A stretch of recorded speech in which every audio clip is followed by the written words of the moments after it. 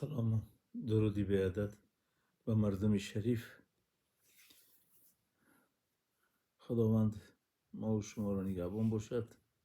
پیش از همه ما کمی درباره ایران صحبت میکنیم. چه خیلی که میگویند پراکنده لشکر نباید بکار، 200 مرد جنگی به از 100,000. این گپو بیهوده نیست. سر جمعی ملت ایران به یک جای آنها را آورده رسوند. در یک ویدیو چند وقت پیش از جنگ ایران من گفته بودم که ایران مملکتی نیست که او قفو رود، قفو گردد. تا حتی به خاطری که این مردم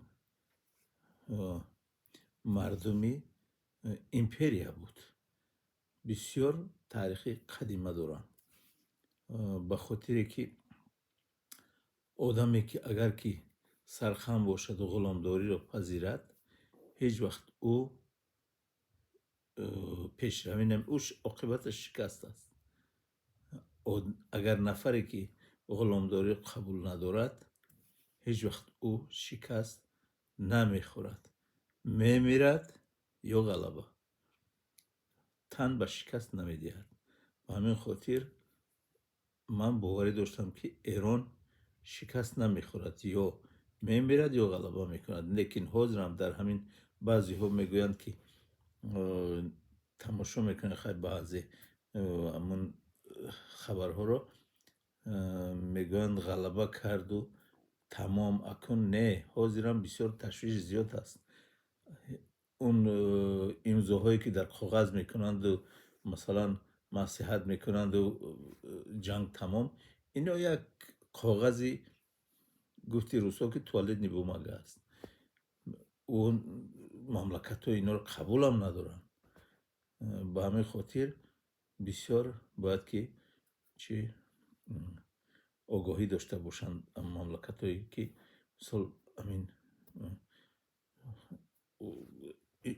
کاغذ ها رو امضا میکنند. هیچ باوری نیست به این. اینا چخیل یک مملکت های ابرقدرت مثلا خودشون رو تن به شکست میدهند. اینا همه راه رو، همه چاره رو میبینند، باز نمیستند که اونا شکست خورند. اگر یک سال هم گذرد، ماه ها گذرد، وقت ها گذرد، همه وقت در فکر هستند که چخیل کارمان رو بکنیم. چخیلی که همون کجدم سنبقه رو تگی آب قطی میبرد، بود نیشش رو میزند که انا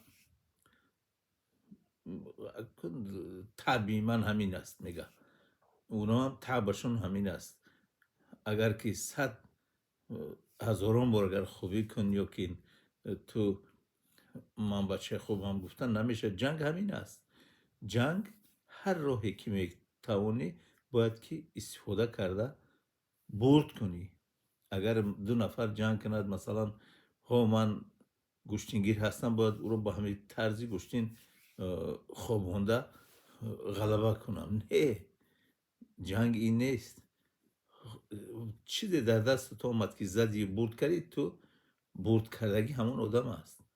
او فرق ندارد که تو با گشتین میزنی او را یا که با یک کلتک میزنی.